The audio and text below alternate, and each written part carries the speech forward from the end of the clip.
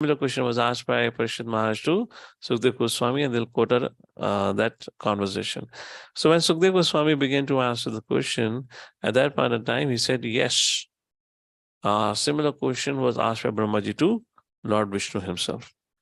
And then the reference. So the point I'm trying to make here is,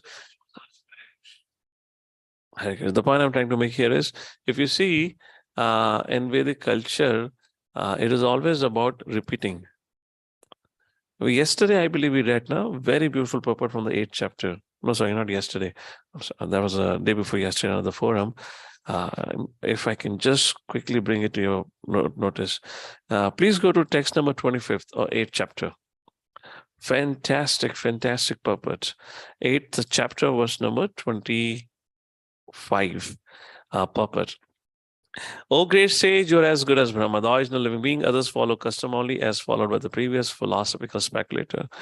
The two paragraphs to this purport. The first part of paragraph purport says, I just read out the first few lines. It may be argued that Sukhdev Goswami is not only authority of perfect knowledge and transcendence, because there are many other sages and their followers. So this verse actually talks about why Parishad Maharaj chose Sukhdev Goswami as the authority. So here Prabhupada says, contemporary to Vyasa, even prior to him, there were many other great sages as Gautama, Kanad, Jaimini, Kapila, Ashtavakra, and all of them presented a philosophical path by themselves. Patanjali is also one of them. And all the 6 great rishis have their own way of thinking, exactly like the modern philosophers and mental speculators. The difference between these great sages and that of Sukhdev Goswami is that Sukhdev Goswami spoke Srimad Bhagavatam. Now, Sukhdev Goswami, what idea he presented in Srimad Bhagavatam is not his own thinking. Whereas all the 6 sages mentioned above speak the facts according to their own thinking.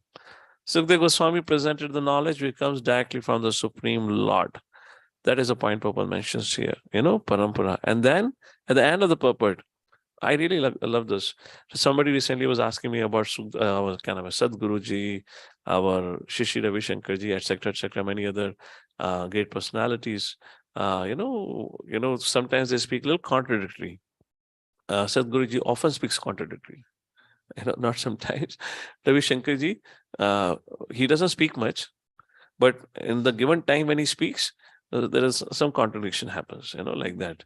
Sadhguruji speaks quite a lot. So there are contradictions like that. Nonetheless, they're great personalities. They're doing great work. So the question was asked about why, although they're called as Sadhgurus, the great spiritual teachers and everything, but why their presentation seems contradictory to what the Vedic way of looking at presentation. So as I see, Sadhguruji himself openly declares that he has no reference for his knowledge. His knowledge, I don't know. It appears that whatever speaks must have appeared to him in his dreams. He has never read any Vedic book. He has not read Bhagavad Gita. That's what he says publicly. Shri Shankarji, I don't know. Somebody can try asking him. If he's kind enough, he may speak once in a while. So nonetheless, here in the purport, when somebody asks this question, I quoted this purport. And the last part of the purport, very beautiful point Prabhupada writes. Prabhupada says, I'm reading from the last few lines. No one can be independent except Narayana. Therefore, भाई तुम्हारा वेदावेश का क्या चल रहा है?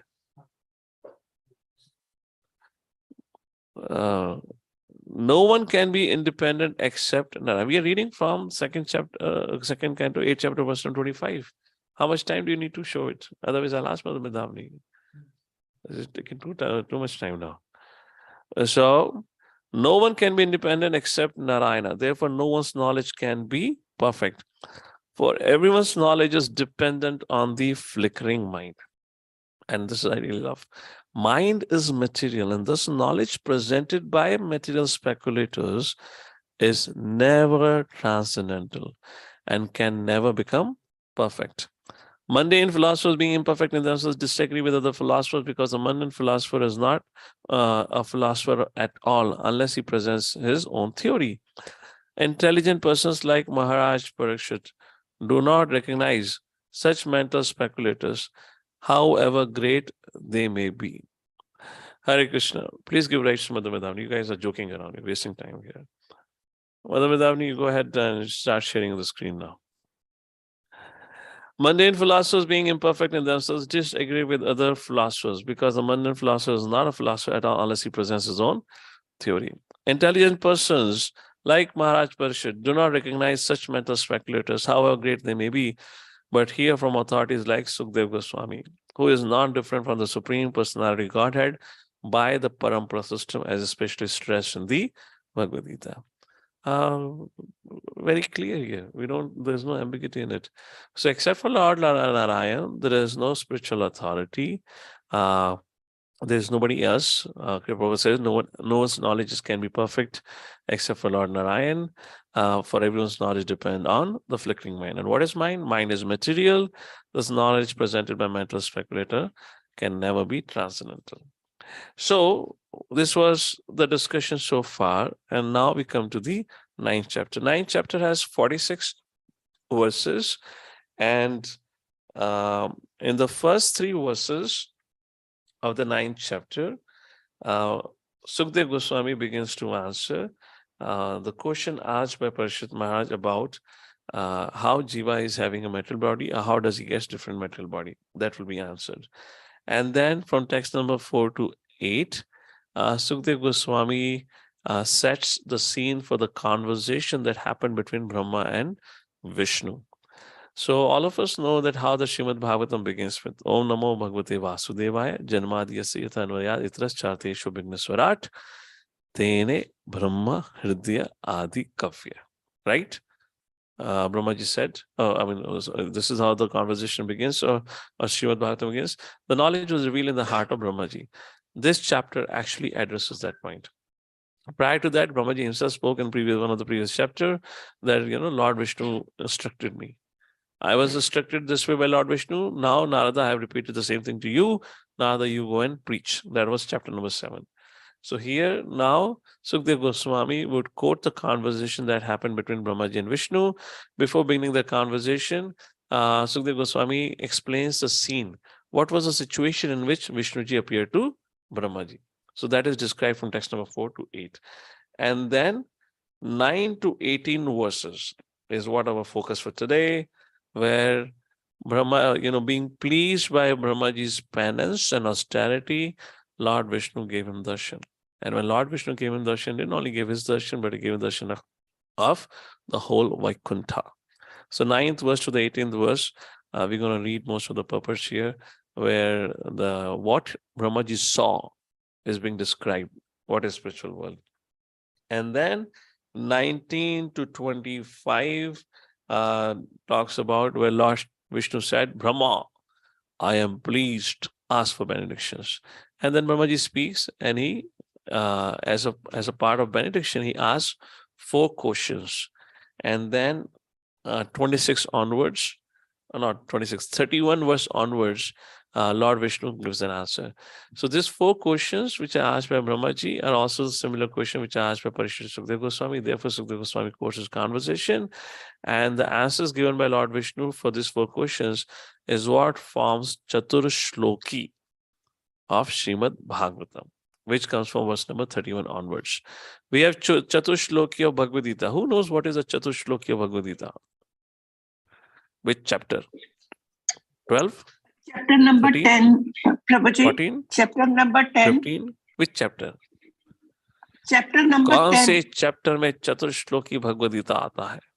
बताओ. You can type it in the chat. They'll be quick. Whoever has. Bhagavad Gita, chapter number 10. One policy we were discussing on the other group. So we're gonna make it compulsory for all the attendees of this program to keep their cameras on, to make everyone qualified to start the 3rd canto. Otherwise, we don't chapter number. All right.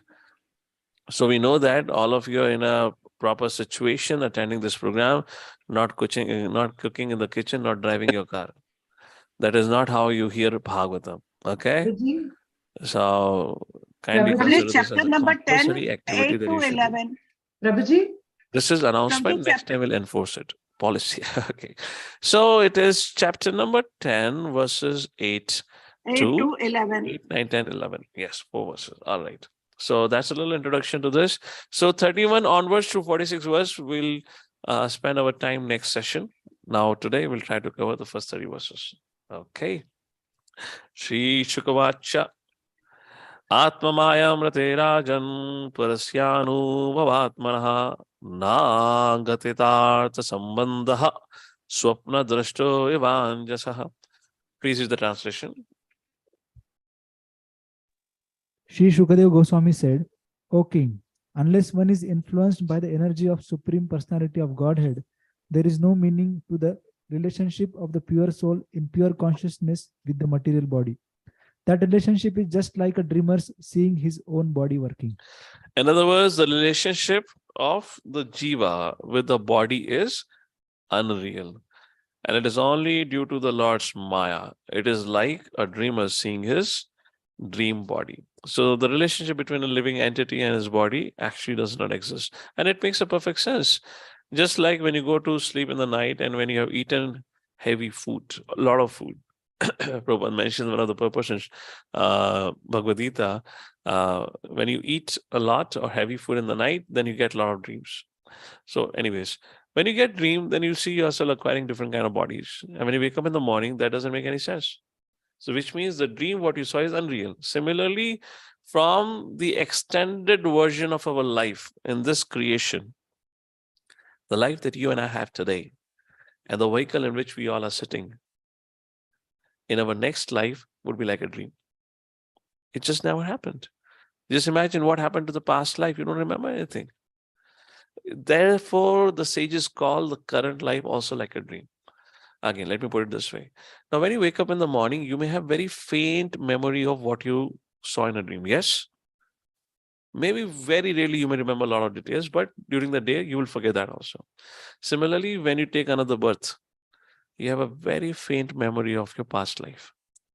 You see the parallels between the dream? That is why it is said to be like a dream. It has no reality in the sense, except for that it is temporarily given to you. That's the point here. Purport, reading the first few lines. Maharaj Parikshit's question as to how a living entity begins his material life, although is apart from the material body and mind, is perfectly answered. The soul is distinct from the material conception of life, but is absorbed in such a material conception because of being influenced by the external energy of the Lord called Atmaya. Okay, let's a little bit discuss about the dream. Have you had an experience of a dream where you really felt like as if it is real, and you got too absorbed into it? And when there's a particular dreams, once in a while you get into it, when you really feel like you're so really into it. I guess I recently had one of those dreams like that. I was speaking of the subject. I mean, it took me a while to come out of it. When I woke up also, I thought that was real. This is dream. It was so much intense. So now, when, we really feel like that as if that dream is real when we are into it. Now, what Prabhupada is saying here, or what's the fact here is, now this life that we have, which is like a dream, but seems to be real because of Maya's grace. Therefore, we take this temporary life so seriously. That's the point has been mentioned. The spirit soul is distinct from the material conception of life, but is absorbed in such a material conception because of being influenced by the external energy of the Lord called Atma Maya. Now, how Maya plays a trick on us? Now, Maya plays a trick on us by having our extended blood relationship. Then we have, mother, father, brother, sister, husband, wife, kids, friends, uncle, aunt. In India, it's a huge extended family. Mamaji family, Tauji family, Chachi family, continuous family. And then there are marriage season. There's a marriage season going on. Now, when you're so much entangled into it, it really looks like it's real. Therefore, traditionally on the spiritual path, in the previous ages, the people who leave everything will go to the forest. They would break all their relationship with the social structure. Otherwise, it was just not possible. You're getting it. Why in the previous ages, for example, let's say we're reading 6th chapter of Bhagavad Gita in the morning hours also. What is the practice? What is the requirement of Ashtanga Yoga? Go to the forest. You cannot practice in the city life because it's very difficult to come out of this dreaming state. One of the prerequisites of practicing yoga is seclusion. Go to the forest. so that you don't get enamored by this, artificial relationships or temporary relationship, which again and again offers us allurement, which creates a scenario which feels like this is my life's guarantee. My life's happiness and distress depends on the strength of this relationship. If I have this relationship, it will protect me in my, it will be with me in my success, it will be with me in my failure. And we have a classical example of Gajendra. Nobody could save him. All his relatives were standing at the bank of the river. Nobody could save him when he was being devoured by the crocodile. So that's the point here. That's how the external energy of the Lord tricks us. Next paragraph. Now, the next question ultimately made will be why the Lord influences the living entity to such consciousness and forgetfulness. The answer is that the Lord clearly wishes that every living entity be in his pure consciousness as a part and parcel of the Lord. Thus, he is engaged in the living service of the Lord as is constitutionally meet. But because the living entity is partially independent, also he may not be willing to serve the Lord, but may try to become as independent as the Lord. All the non-devotee living entities are desirous of becoming equally as powerful as the Lord. So, why are we put into this situation? Why are we covered over by Maya? That is being answered because we want to become the Lord of the whole world. So Lord has given us a facility where we can keep dreaming about it. One day, रिश्ते में तो तुम्हारे बाप लगते हैं, नाम है शहंशाह. Everyone is desiring that consciousness actually. So, in the few lines below, therefore the first sinful will of the living entity is to become the Lord, and the consequent will of the Lord is that the living entity forgets his factual life. And thus dream of the land of utopia, where he may become one like the Lord, continues. Prabhupada gives a beautiful example. The child cries to have the moon from the mother, and mother gives the child a mirror. What a fantastic example. The child wants, mother, give me the moon. What does mother do? Mother brings a mirror to satisfy the crying and disturbing child with the reflection of the moon. And beta kehta, oh, mujhe chand mil gaya. So that is what, the Lord does. Similarly, the crying child of the Lord is given over to the reflection of the matter. What a fantastic example, isn't it? The 15th chapter of Bhagavat talks about, right? This world is nothing but a perverted reflection. Similarly, the crying child of the Lord is given over to the reflection, the material world, to lord it over as karmi and to give this up in frustration to become one with the Lord. But these stages are dreaming illusions only. Fantastic. Text number 2. Text number 2, now, how do we get different bodies? Sukdev Goswami would answer that. Bahurupa iva bhati mayaya bahurupaya ramamano guneshwasya mamaham iti manyate. Translation, padhiye. Translation: the illusion living entity appears in so many forms offered by the external energy of the Lord. While enjoying in the modes of material nature, the encaged living entity misconceives, thinking in terms of I and mine. So it's all happened by the external energy of the Lord called as Maya, because of which living entity appears in so many forms. And while being entangled with gunas, modes of material nature, he thinks in terms of aham mameti. That's the point here. So why do we have this 8.4 million species? That is what is being discussed in this purport. Again, a very beautiful purport. I'll give you the summary of it. The gist of the discussion is how come this 8.4 million number came? That question should arise. Hare Krishna, can we just handle that? Yeah. So how did this 8.4 million number came? Well, let me ask all of you. Any clue? What is this logic between about 8.4 million bodies? How did this concept came of 8.4 million bodies? Yes. 8.4 million desires. All right. Why only 8.4 million desires? Can't you have 8.5 million desires? No, that's okay. Anyone online? Hare Krishna. Okay. Om Shanti शांति शांति. बड़ा शांत वातावरण है अभी. ठीक है. बोलो अभिषेक प्रभु. Okay, Mother Medhavani has an hand up. Oh, go ahead, Abhishek Prabhu. Ji, 3 modes of material nature, tamagun, rajogun, sattvagun. If you do permutation combination, it comes to 8.4.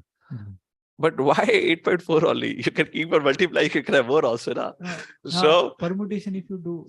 Array, permutation, you do that makes sense. But why only 8.4? You can have more also, no? It's not the permutation competition stops at 8.4 million. Okay, that's okay. Madam Madhavni, let's hear from you. Well, I'm just guessing, Prabhu, because I think it's Oh, predetermined. Haribol, कहाँ से आवाज आएगा आपका? Yes, speak up now. Hare Krishna. Yes.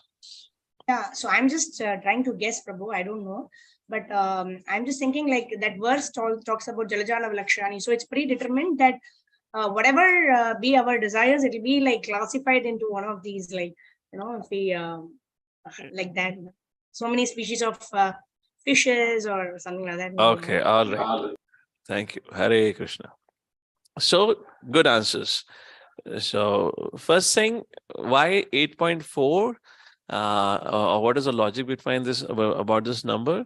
Again, as you know, the verse says here, as Sukdev Goswami is mentioning, this body is awarded by external energy, Maya. Maya has three existence, in other words, three energies, Tamagud, Rajagud, Sattva. So this body is nothing but a combination of Sattva, Raja, and Tama. And the permutation combination, if you do, in other words, if you divide 8.4 by 3, it gives you an even number, which means it's nothing but a combination of Sattva, Raja, Tamagun in different capacity. Now, why 8.4 million number? Mother Medhavni was making a good enough calculated guess here. But just to put her idea in a different way, we are a minute independent. We are an infinitesimal living entity with a minute independence.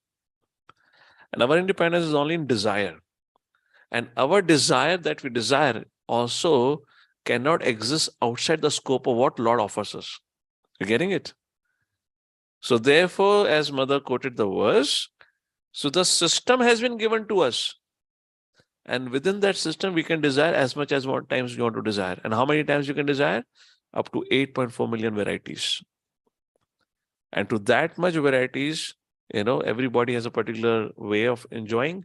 To that much times and degrees you can enjoy. Now, enjoyment is a facade. In this material world, there's no enjoyment, there's only suffering. So there are 8.4 million ways of suffering in this world. So that is how you get to 8.4 million bodies, the types of bodies like that. That's the number here. So it is all dependent on desires, but because we are not independent, so we cannot just desire anything and everything. Our desires are also subset of the desire of the Supreme Lord. That's the point. And the decision is set for 8.4 million species, and to that we can think. That's our limit of it. Okay, the last paragraph of the purport. The different positions of the living entities in the material world under multifarious manifestations of bodies are due to the misconception of ahamamiti. The karmi thinks the world is mine. Jnani thinks I am everything. The whole mental conception of politics, sociology, philanthropy, altruism, etc., conceived by the conditioned soul is on the basis of this misconceived I and mine, which are products of a strong desire to enjoy material life. Identification of the body and the place of the body is obtained under certain conceptions of socialism, nationalism, family affection, so on and so forth, is all due to forgetfulness of the real nature of the living entity. And the whole misconception of the bewildered living entity can be removed by the association of Sukdev Goswami and Maharaj Parishad, as all this is explained in the Srimad Bhagavatam, text number 3. Two greatest misconceptions are addressed here. Yerhi vava mahimni sve parasmin kalamayayo rameta gata sammohas tyaktva daste tado bhayam. Please read. As soon as the living entity becomes situated in his constitutional glory and begins to enjoy the transcendental and begins to enjoy the transcendence beyond time and material energy, he at once gives up the two misconceptions of life, I and mine, and thus becomes fully manifested as the pure self. So once when get established or connected with the Supreme Lord, he gives us the two misconceptions that the world is mine and I am all in all. The world is mine is a misconception of karmi, and I am all in all is a misconception of jnani, like that. That's the point we mentioned here. The purport emphasizes the beautiful purport again, actually. I'll have to skip. You can read it at your leisure. So Prabhupada in the purport actually talks about the disease of eye and mind elaborately. So please remember, at least get this concept. The world is mind is a misconception of a karmi because Gyani have renounced. I am all in all is a misconception of a Gyani because he thinks I am the Supreme Lord. That is I and mind misconception, disease. The both karmis and Gyanis are suffering. Now, text number 4. From text number 4 to 8, now is a scene. Now the conversation is of setting the scene, where before Sukdev Goswami begins to answer other questions, he talks about how Brahmaji and Vishnu met. That is what is going to happen. Atma tattva vishuddhi artham yadaha bhagavanatam brahmane darshayan rupam avyalika vratadvrataha. Translation.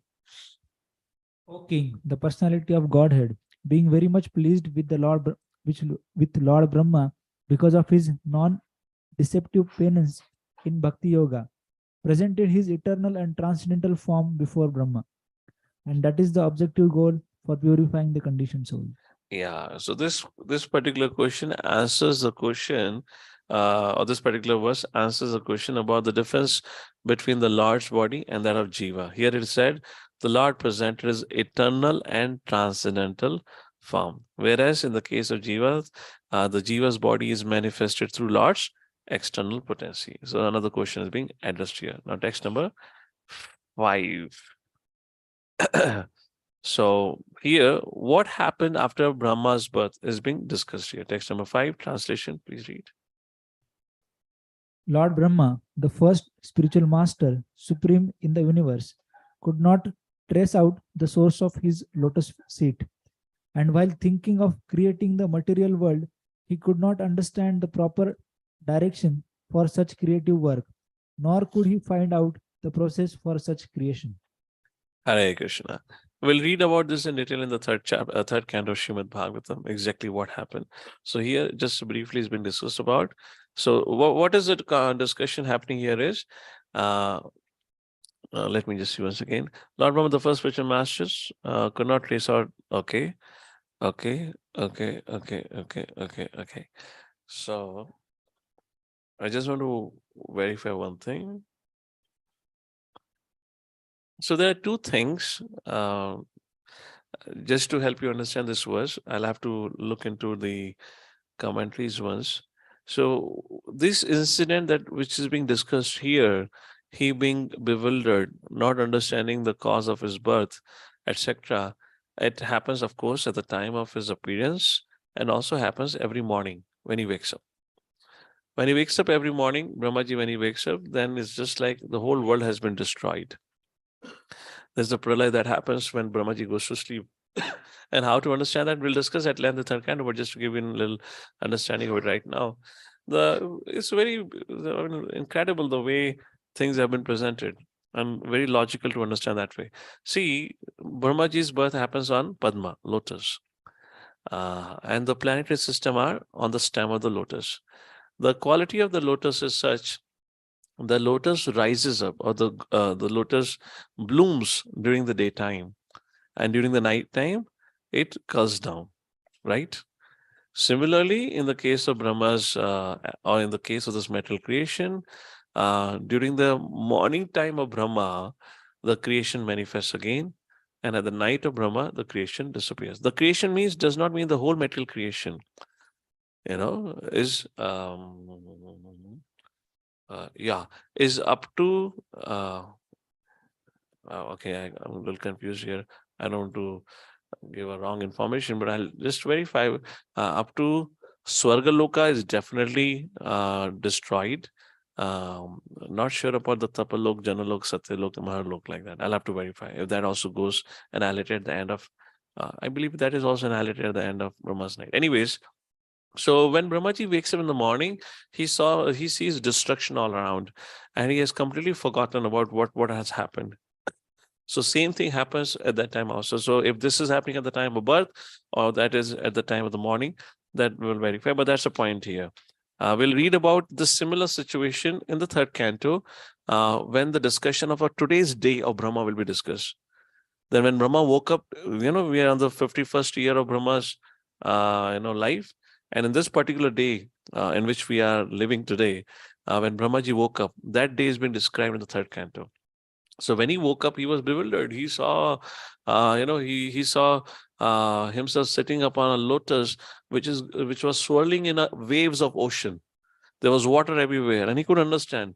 And he was just moving around in the whole water body everywhere. And then he went down the step to find out the cause, etc. That is mentioned in third canto. We'll see that. Anyways, text number 6. Please read. So what happened when he saw this situation? While thus engaged in thinking in the water, Brahmaji heard twice from nearby 2 syllables joined together. Ta, pa. Ta, pa. Like that.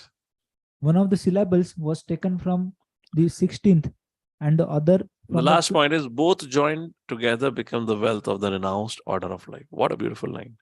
Tapa. The wealth of the renounced order is tapa. So Prabhupada and the Prabhupada talks about the importance of tapa. The second paragraph, the puppet is a storyline is mentioned. Please read out. When Lord Brahma was perplexed about how to construct the material manifestations in the universe and went down within the water to find out the means and the source of his lotus seat, he heard the word tapa vibrated twice. Taking the path of tapa is the second birth of the desiring disciple. The word upashranot is very significant. It is similar to Upanayan, or bringing the disciple nearer to the spiritual master for the path of tapa. So Brahmaji was thus initiated by Lord Krishna, and this fact is corroborated by Brahmaji himself in his book, the Brahma Samhita.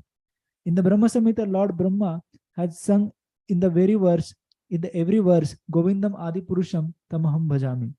Thus Brahma was initiated by the Krishna mantra by Lord Krishna himself, and thus he became a Vaishnava or a devotee of the Lord before he was able to construct the huge universe. It is stated in the Brahma Samhita that Lord Brahma was initiated into the 18th letter Krishna mantra, which is generally accepted by all the devotees of Lord Krishna. We follow the same principle because we belong to the Brahma Sampradaya, directly in the disciplic chain from Brahma to Narada, from Narada to Vyasa, from Vyasa to Madhav Muni, from Madhav Muni to Madhavendra Puri, from Madhavendra Puri to Ishwar Puri, from Ishwar Puri to Lord Chaitanya, and gradually to His Divine Grace, Bhakti Siddhanta Saraswati, our Divine Master. One who is thus initiated in the disciplic succession is able to achieve the same result or power of creation. Chanting of the holy mantra is the only shelter of the desireless pure devotee of the Lord. Simply by such tapasya or penance, the devotee of the Lord achieves all perfections like Lord Brahma. So what did Brahma do? Text number 7 talks about. Please read. When he heard the sound, he tried to find the speaker, searching on all sides. But when he was unable to find anyone besides himself, he thought it wise to sit down on his lotus seat firmly and give his attention to the execution of penance as he was instructed. Very beautiful purport. Very beautiful. I mean, all the purports of the chapter are fantastic. Let's briefly look at the purport. The first paragraph. To achieve success in life, one should follow the example of Brahmaji, the first living entity. After being initiated by the Lord to execute tapasya, he was fixed in determination to do it. For 1,000 years was the duration of his tapa. Although he could not find anyone beside himself, he could rightly understand that the sound was transmitted by the Lord himself.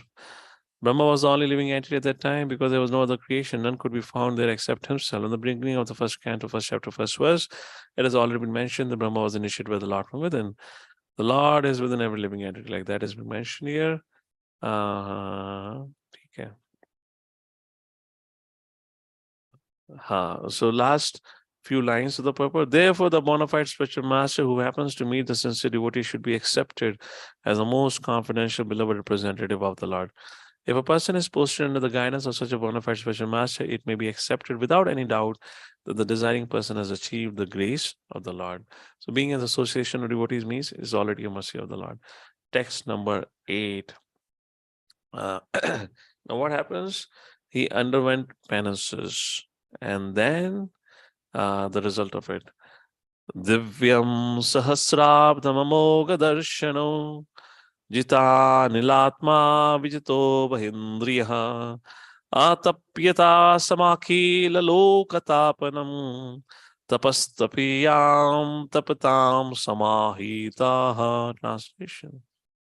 Lord Brahma underwent penances for 1000 years by the calculations of the demigods. He heard this transcendental vibration from the sky, and he accepted it as divine. Thus he controlled his mind and senses, and the penances he executed were a great lesson for the living entities. Thus he known as the greatest of all ascetics. So Prabhupada gives a calculation of the celestial year like that, for how long he went for execution of this tapa. And now the result of his tapasya, Vishnu is pleased and he is given access to the spiritual world. From text number 9 to text number 17 is discussion on the spiritual world. So let's read the translation. And if it is okay, if you all bear with me, can we just read the purports also of all these 9 to 17 verses, because it's very beautiful. So if something is there to add, we will, but we'll read out. And to make it a little interactive, we'll request all of you to read one paragraph of purport. Only given a condition if your sound is loud enough. Please read the translation. Somebody would like to read from the audience? We can begin with that. Vrindavan, your hand is up. Is it for reading? Then you can read it. Yes, Prabhu. Can I read the translation? Yes. The personality of Godhead, being thus very much satisfied with the penance of Lord Brahma, was pleased to manifest his personal abode, Vaikuntha, the supreme planet above all others. This transcendental abode of the Lord is adored by all self-realized persons, freed from all kinds of miseries and fear of illusory existence. Purport. What is Vaikuntha is being described in the purport. Please read out. Purport. The troubles of penance accepted by Lord Brahma were certainly in the line of devotional service, bhakti. Otherwise, there was no chance that Vaikuntha or Swalokam, the Lord's personal abodes, would become visible to Brahmaji. The personal abodes of the Lord, known as Vaikunthas, are neither mythical nor material as conceived by the impersonalists. But realization of the transcendental abodes of the Lord is possible only through devotional service, and thus the devotees enter into such abodes. There is undoubtedly trouble in executing penance, but the trouble in executing bhakti yoga is transcendental happiness from the very beginning, whereas the trouble of penance in other processes of self-realization, jnana yoga, etc., without any Vaikuntha realization, ends in trouble only and nothing more. There is no profit in beating husks without grains. Similarly, there is no profit in executing troublesome penances other than bhakti yoga for self-realization. Should I continue next paragraph, Prabhu? Yes. Continue. Executing bhakti yoga is exactly like sitting on the lotus sprouted out of the abdomen of the transcendental personality of Godhead, for Lord Brahma was seated there. Brahmaji was able to please the Lord, and the Lord was also pleased to show Brahmaji his personal abode. Srila Jiva Goswami, in the comments of his Krama Sandarbha annotation of Srimad Bhagavatam, cites quotations from the Brihadaranyaka Upanishad, Vedic evidence. It is said that the Yajna-vakya described the transcendental abode of the Lord to Gargi, and that the abode of the Lord is situated above the highest planet of the universe, namely Brahmaloka. This abode of the Lord, although described in revealed scriptures like the Bhagavad Gita and Srimad Bhagavatam, remains only a myth for the less intelligent class of men with a poor fund of knowledge. Herein, the word Swadrishtavadbihi is very significant. One who has actually realized his self realizes the transcendental form of one's self. Impersonal realization of self and the Supreme is not complete because it is just an opposite conception of material personalities. The personality of Godhead and the personalities of devotees of the Lord are all transcendental. They do not have material bodies. The material body is overcast with 5 kinds of miserable conditions, namely ignorance, material conception, attachment, hatred, and absorption. As long as one is overwhelmed by these 5 kinds of material miseries, there is no question of entering into the Vaikuntha Lokas. The impersonal conception of one's self is just the negation of material personality and is far from the positive existence of personal form. The personal forms of the transcendental abode will be explained in the following verses. Brahmaji also described the highest planet of the Vaikuntha Loka as Goloka Vrindavana, where the Lord resides as a cowherd boy, keeping transcendental Surabhi cows and surrounded by hundreds and thousands of goddesses of fortune. Chintamani prakarasad mashukalpa vriksha laksha vriteshu surabhi ravipalayantam Lakshmi sahasrashatasam brahmasevyamanam govindamadi purusham tamaham bhajami. Brahma Samhita 5.29. The statement of the Bhagavad Gita, Yad Gatvana Nivartante Tadhama Paramam Mama, is also confirmed herewith. Param means transcendental Brahman. Therefore, the abode of the Lord is also Brahman, non-different from the Supreme Personality of Godhead. The Lord is known as Vaikuntha, and his abode is also known as Vaikuntha. Such Vaikuntha realization and worship can be made possible by transcendental form and sense. Thank you, Prabhu. Nanad Pranam, Hare Krishna. Text number 10. The discussion on Vaikuntha continues. Translation. In that personal abode of the Lord, Hare Krishna, the material modes of ignorance and passion do not prevail, nor is there any of their influence in goodness, which means 3 modes of material existence don't exist. There is no predominance of the influence of time. There is no time. So what to speak of the illusory external energy? It cannot enter that region. Without discrimination, both the demigods and demons worship the Lord as devotees. 3-path vibhuti. Very beautiful point. Mother Subha Shri. Hopefully it will be loud enough. Go ahead. The kingdom of God, or the atmosphere of the Vaikuntha nature, which is called the Tripad Vibhuti, is 3 times bigger than the material universes and is described here, as also in the Bhagavad Gita in a nutshell. This universe, containing billions of stars and planets, is one of the billions of such universes clustered together within the compass of the Mahat Tattva.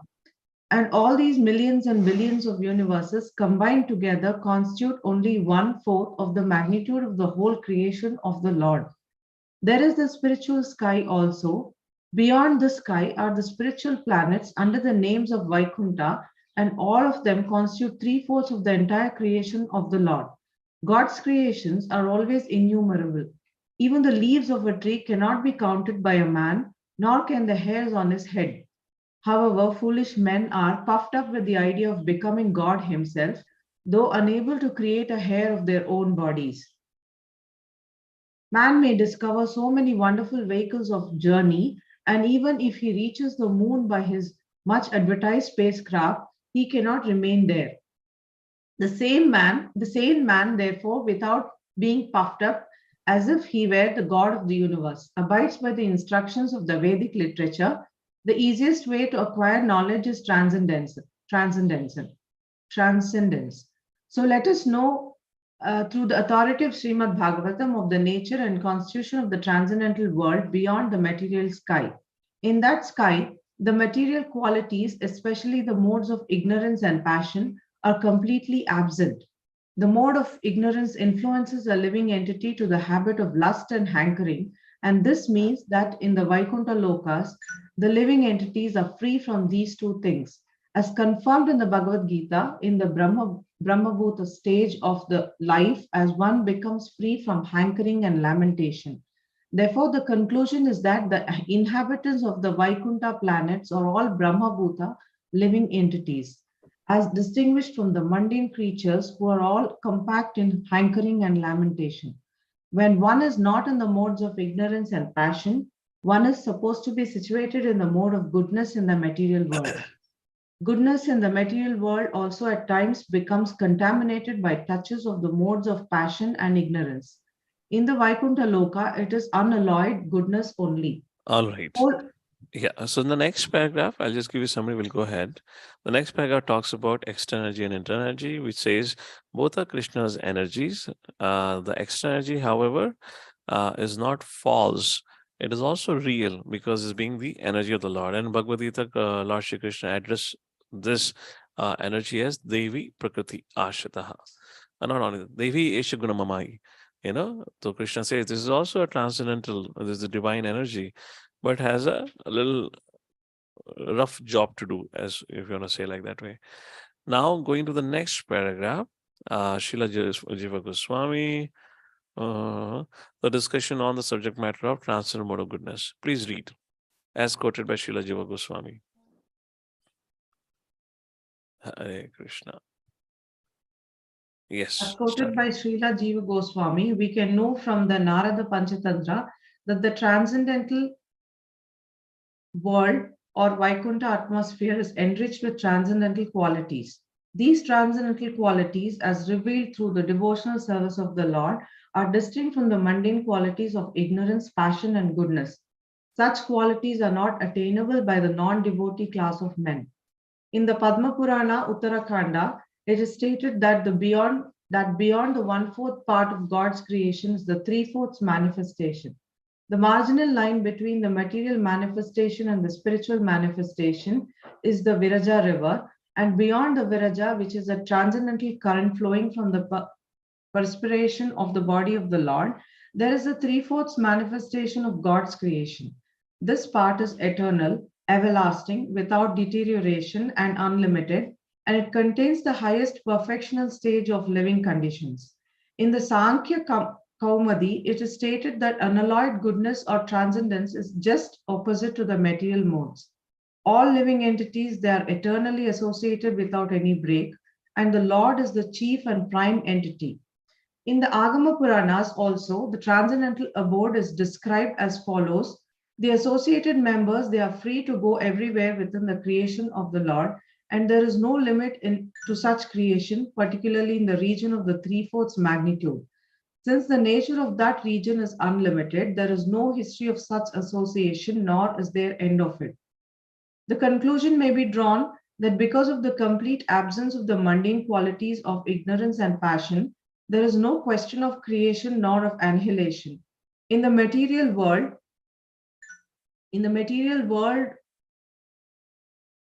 sorry, I'm not able to see that, Prabhuji. In the material world, created and everything is annihilated, and the duration of life between the creation and annihilation is temporary. In the transcendental realm, there is no creation and no destruction, and thus the duration of life is eternal, unlimited. Hare Krishna. So, beautiful points Prabhupada is mentioning. He's explaining how the life there is Satchitananda, because there's no material modes. Rajaguna is a cause of creation, and Tamaguna is a cause of destruction. Because Rajaguna and Tamaguna does not exist, there's no question of creation and destruction. Therefore, life is eternal, unlimitedly. So life is everlasting, full of knowledge and bliss without deterioration, like that. Since there is no deterioration, which means there is no past, present, and future, which means there is no time. When there is no time factor, it itself means there is no deterioration. There's nothing going to end like that. It is clearly stated in the verse that the influence of time is conspicuous by its absence. The whole material existence is manifested by actions and reactions of elements, which make the influence of time prominent in the matter of past, present, future. So there are no such actions and reactions. So the cycle of birth, growth, all those 6 stages are non-existent there. Incredible, isn't it? Because it all happens because of Kala, and Kala doesn't exist here. It is the unalloyed manifestation of the energy of the Lord without illusion as experienced here in the material world. The whole Vaikuntha existence proclaims that everyone there is a follower of the Lord. The Lord is the chief leader there without any competition for leadership. There are no votings. And the people in general are all followers of the Lord. It is confirmed in the Vedas, therefore, that the Lord is the chief leader. They may subordinate to him, for only the Lord satisfies the needs of all the living entities. This is in true sense utopian. Text number 11. Now the description of the wonderful residents, inhabitants. So what Vaikuntha is, what are the attributes of Vaikuntha are discussed in text number 9 and 10. Now what about the residents? Text number 11 and text number 12 talks about it. It gets more exciting now. Text number 11 translation. All right, Ravi Bodka Prabhu, your hand is up. Go ahead, read it. This being The inhabitants of the Vaikuntha planets are described as having a glowing sky bluish complexion. Their eyes resemble lotus flowers. Their dress is of yellowish color, and their bodily features very attractive. They are just the age of growing youths. They all have 4 hands. They are all nicely decorated with pearl necklaces with ornamental medallions, and they all appear to be effulgent. Hare Krishna. How many of you sounds excited or feel excited with this description? Yeah. Go ahead, Papa. Read out. The inhabitants in Vaikuntha Lok are all personalities with spiritual body features not to be found in the material world. We can find the descriptions in the revealed scriptures like Srimad Bhagavatam. Impersonal descriptions of transcendence in the scriptures indicate that the bodily features in Vaikuntha Lok are never to be seen in any part of the universe, as there are different bodily features in different places of a particular planet, or as there are different bodily features between bodies in different planets. Similarly, the bodily features of the inhabitants in Vaikuntha Lok are completely different from those in the material universe. For example, the 4 hands are distinct from the 2 hands in this world. So we don't have these beautiful forms here, but the poets don't shy away from making a poetry, writing a poetry about their lover in the same way. Chand jaisa chehra, kamal jaisi aankhein. So in other words, they're actually describing the Vaikuntha Vasis. So the other point that I wanted to highlight, this is the beauty of the Vaikuntha Vasis. If we meditate on this, contemplate on this subject matter, and also the previous verses that we discussed, then this would help us to reduce or nullify our attraction to this world, and also to our own bodies and to the bodies of others for that reason. Text number 12 describes the decorations. Okay. Mohandas Prabhu, please read. Hare Krishna Prabhuji. Yes. Translation. Some of them are effulgent like coral and diamonds in complexion and have garlands on their heads, blooming like lotus flowers, and some wear earrings. Purport. There are some inhabitants who have attained the liberation of Saurubhya or possessing bodily features like those of the personality of Godhead. The Vaidurya diamond is especially meant for the personality of Godhead, but one who achieves the liberation of bodily equality with the Lord is especially favored with such diamonds on his body. Hare Krishna. Thank you. Now, so we have talked about the attributes of Vaikuntha. What is that place all about? Features. Then about the inhabitants. Now about the facilities. Full description, huh? आपको भेजना कहाँ है उसका पूरा चर्चा करा हुआ है. Text number 13. All right, Mother Revati, go ahead, read out. The Vaikuntha planets are also surrounded by various airplanes, all glowing and brilliantly situated. These airplanes belong to the great Mahatmas or devotees of the Lord. The ladies are as beautiful as lightning because of their celestial complexions, and all these combined together appear just like the sky decorated with both clouds and lightning. Purport. It appears that in the Vaikuntha planets, there are also aeroplanes brilliantly glowing, and they are occupied by the great devotees of the Lord with ladies of celestial beauty as brilliant as lightning. As there are aeroplanes, so there must be different types of carriages like aeroplanes, but they may not be driven machines, as we have experienced in this world. Because everything is of the same nature of the eternity, bliss, and knowledge, the aeroplanes and carriages are of the same quality as Brahman. Although there is nothing except Brahman, one should not mistakenly think that there is only void and no variegatedness. Thinking like that is due to poor fund of knowledge. Otherwise, no one would have such a misconception of voidness in Brahman. As there are airplanes, ladies, and gentlemen, so there must be cities and houses and everything else just suitable to the particular planets. One should not carry the ideas of imperfection from this world to the transcendental world and not take into consideration the nature of the atmosphere as completely free from the influence of time, etc., as described previously. Text number 14 talks about Mother Lakshmi. The goddess of fortune in a transcendental form is engaged in the loving service of the Lord's lotus feet, and being moved by the black bees, followers of spring, she is not only engaged in variegated pleasure, service to the Lord, along with her constant companions, but is also engaged in singing the glories of the Lord's activities. Text number 15 talks about a very important point. You might have seen various posters and also in the modern theology or the Western theology for that reason. The Lord is shown standing alone. But text number 15 contradicts that. In fact, the Lord is always surrounded with his devotees. Just like the king, he's never alone, he's always accompanied with his entourage. That is what 15th verse talks about. Mother Prachi, go ahead, read the translation of the purport. So we have 2-3 more verses to complete this section. So please bear with me. We'll take maybe 10 minutes more. All right. Please read out 15th verse translation purport. Hare Krishna, Prabhuji, Dandavat Pranam. Am I audible? Yes. Translation. Lord Brahma saw in the Vaikuntha planet a personality of Godhead who is the Lord of the entire devotee community, the Lord of the goddess of fortune, the Lord of all sacrifices, and the Lord of the universe, and who is served by the foremost servitors like Nanda, Sunanda, Prabala, and Arhana, his immediate associates. Purpose. When we speak of a king, it is naturally understood that the king is accompanied by his confidential associates like his secretary, private secretary, aide-de-camp, ministers, and advisors. So also when we see the Lord, we see him with his different energies, associates, confidential servitors, etc.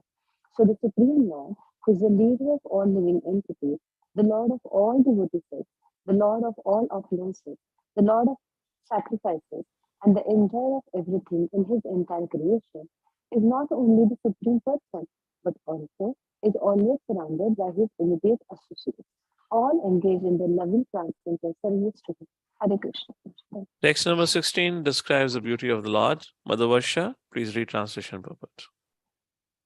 Hare Krishna, Prabhuji. The personality of Godhead seen leaning favorably towards his loving servitors, his very sight intoxicating and attractive, appeared to be very much satisfied. He had a smiling face decorated with an enchanting reddish hue. He was dressed in yellow robes and wore earrings and a helmet on his head. He had 4 hands, and his chest was marked with the lines of the goddess of fortune. Purport.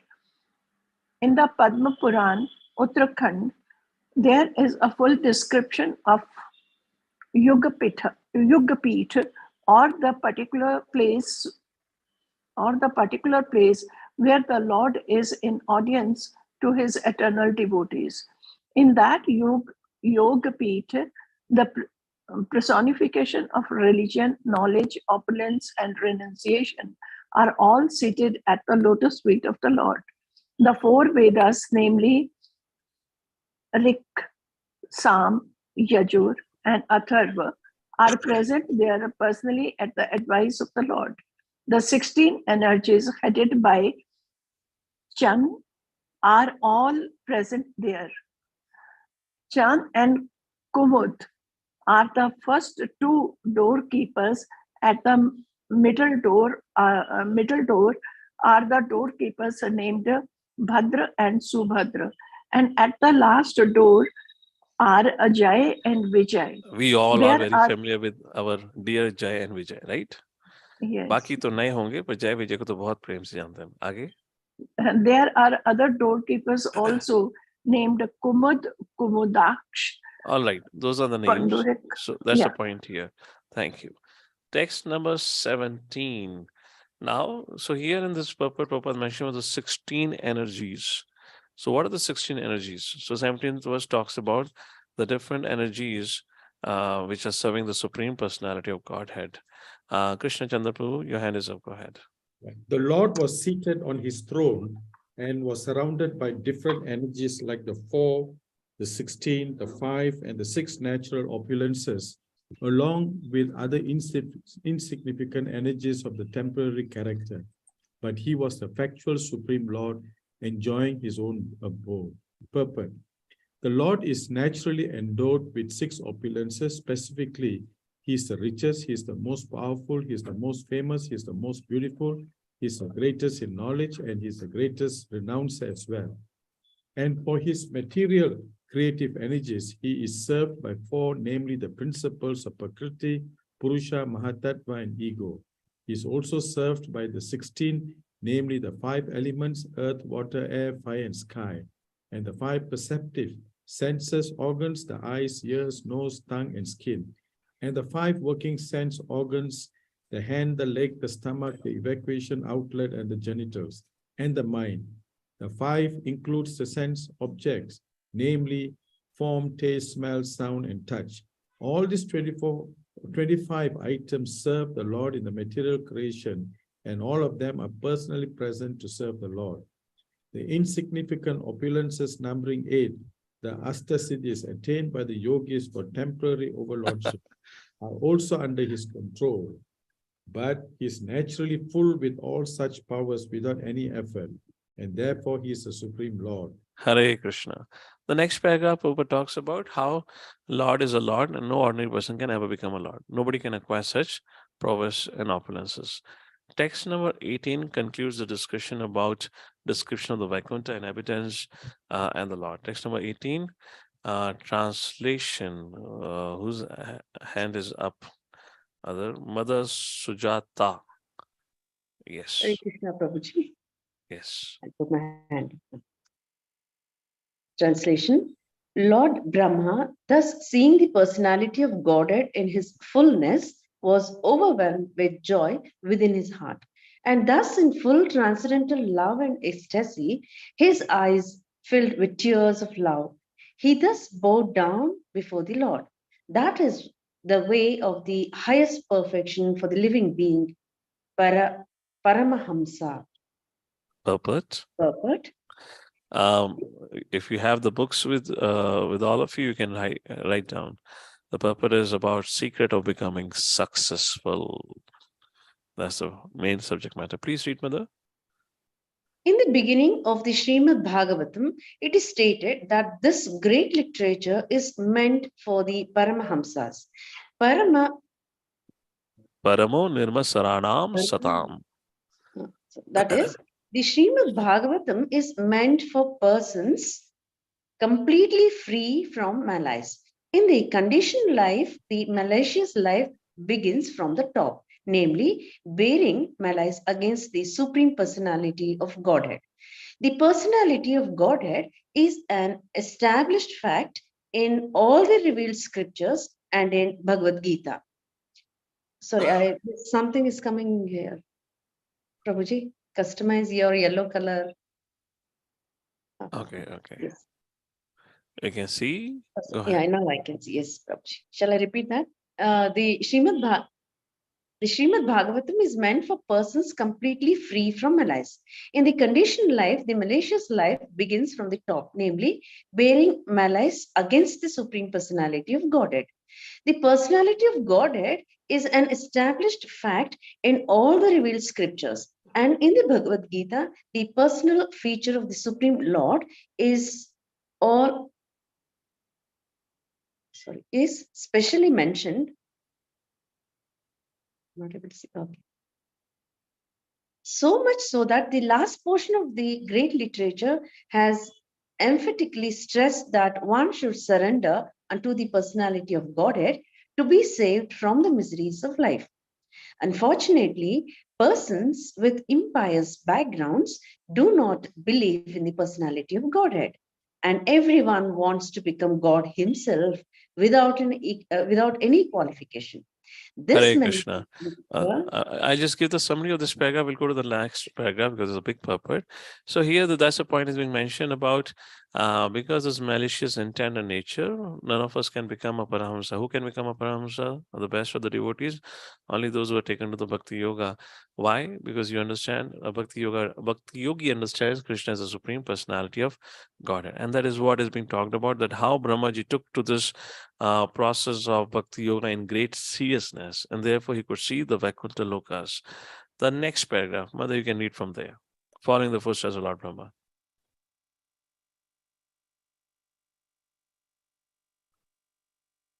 Following in the footsteps of Lord Brahma, any person, even up to this day, can attain the same perfection by following the path of the Paramahamsa as recommended herein.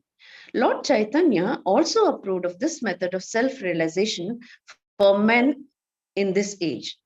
One should first, with all conviction, believe in the personality of Godhead Sri Krishna, and without making efforts to realize him by speculative philosophy, one should prefer to hear about him from the Srimad Bhagavad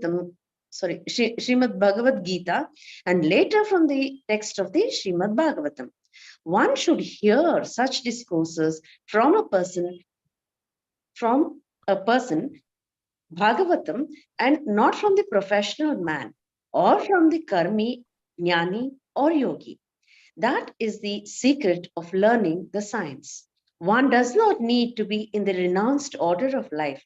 He can remain in this present condition of life, but he must search out the association of the bona fide devotee of the Lord and hear from him the transcendental message of the Lord with faith and conviction. That is the path of Paramahamsa recommended herein. Amongst various holy names of the Lord, he is also called Ajita, or one who can never be conquered by anyone else. That is Ajita. Yes, he can be conquered by the Paramahamsa path as practically realized and shown by great spiritual master Lord Brahma. Lord Brahma has personally recommended this Paramahamsa Patha in his own words as follows. Jnane prayasam udapasya namanta eva jivanti sanmukhritam bhavatyavartam sthane sthita shruti gatam tanuvari manobhe ye prayaso jitopi yasi taistrilokyam. Translation. Lord Brahma said, "O my Lord Krishna, a devotee who abandons the path of empiric philosophical speculation aimed at merging in the existence of the Supreme and engages himself in hearing your glories and activities from a bona fide sadhu or saint, and who lives in an honest life in the occupational engagement of his social life, can conquer your sympathy and mercy even though you are Ajita or unconquerable." Bhagavad Gita, Bhagavatam 10.14.3. That is the path of the Paramahamsa, which was personally followed by Lord Brahma and later recommended by him for attaining perfect success in life. Hare Krishna. Thank you, everyone, for joining us for today's discussion. With that, we conclude our today's discussion for second canto, 9th chapter, up to verse number 18, if I'm correct, we've read. And next time onward, we'll cover the rest of the chapter, where Lord now will give his first handshake to Brahmaji, being pleased with him after giving the whole darshan of Vaikuntha, would ask him to take some benedictions, and then there will be some question answer between the Lord and Brahmaji. That we'll see it next week. Thank you very much for joining us for today. Jagadru Srila Prabhupada ki. Jai.